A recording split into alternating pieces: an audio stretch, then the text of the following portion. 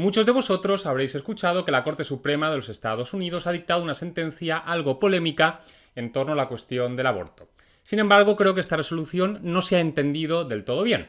Por eso, el otro día subí un vídeo más o menos detallado a mi canal y ahora os traigo este otro vídeo, más concreto y al grano. Para comprender correctamente qué es lo que ha pasado, tenemos que analizar dos sentencias. Por un lado, Roe contra Wade, de 1973, y por otro lado, Dobbs contra Jackson, que es la sentencia que se ha dictado ahora y que revoca el precedente anterior. En Roe contra Wade, 1973, la Corte Suprema de los Estados Unidos dijo por primera vez que la Constitución reconocía el derecho al aborto.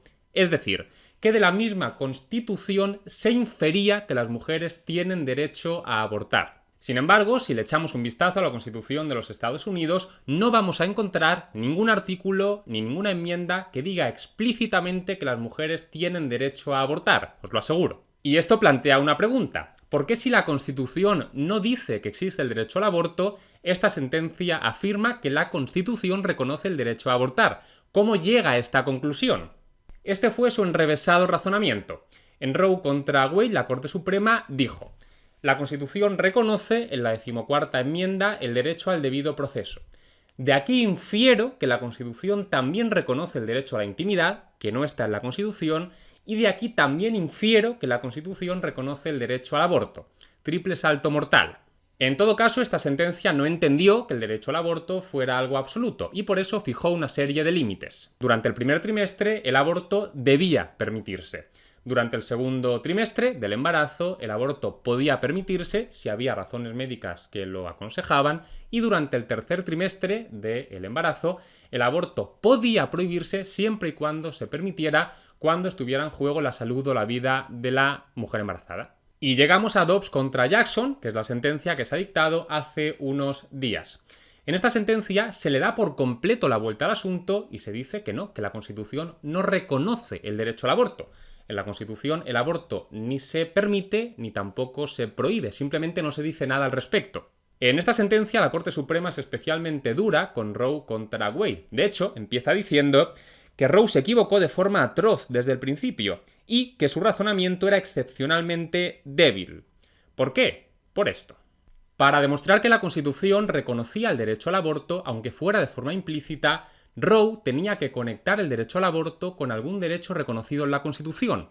Y en vez de hacer esto, Roe conectó el derecho al aborto con el derecho a la intimidad, que resulta que tampoco está en la Constitución.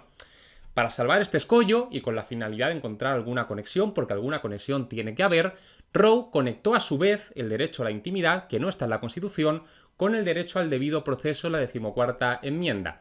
Y de esta forma, a través de un triple salto mortal, se llegó a entender que la Constitución reconoce el derecho al aborto.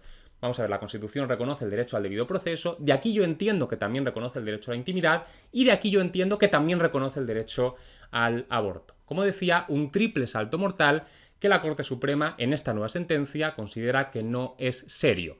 Y precisamente por eso decide revocar este precedente y afirmar que la Constitución no reconoce el derecho al aborto. Ahora bien, y ojo, porque aquí es donde muchísima gente se está confundiendo. ¿Esto quiere decir que la Corte Suprema de los Estados Unidos ha prohibido el derecho al aborto? No, y rotundamente no. La Corte Suprema lo único que ha dicho es que la Constitución no se pronuncia sobre el derecho al aborto. Y si la Constitución no se pronuncia sobre el derecho al aborto, ellos, jueces de la Corte Suprema, no son nadie para resolver el asunto como a ellos les parezca oportuno, como ellos quieran. Como viven en una democracia, tendrán que ser los ciudadanos de cada uno de los estados de Estados Unidos los que voten y decidan en su territorio cómo quieren que se regule el aborto. Roe, por su cuenta y sin preguntarle a nadie, estableció que la Constitución reconoce el derecho al aborto y además las condiciones en las que el aborto debe ser permitido, sin preguntarle a nadie. Y esto es lo que no puede ser, porque esta es una decisión que no le corresponde adoptar a la Corte Suprema. Quizás los ciudadanos de algunos estados quieran permitir el aborto en su territorio en condiciones incluso más laxas. Y quizás los ciudadanos de otros estados no quieran permitir el aborto o quieran permitirlo de una forma más restringida. Y son ellos los que tienen que tomar esta decisión, nos dice la Corte Suprema.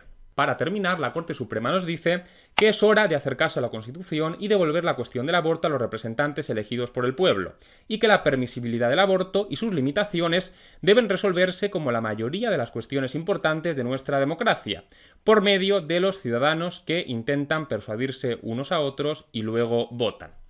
Esto es lo que ha dicho la Corte Suprema y así os lo he contado.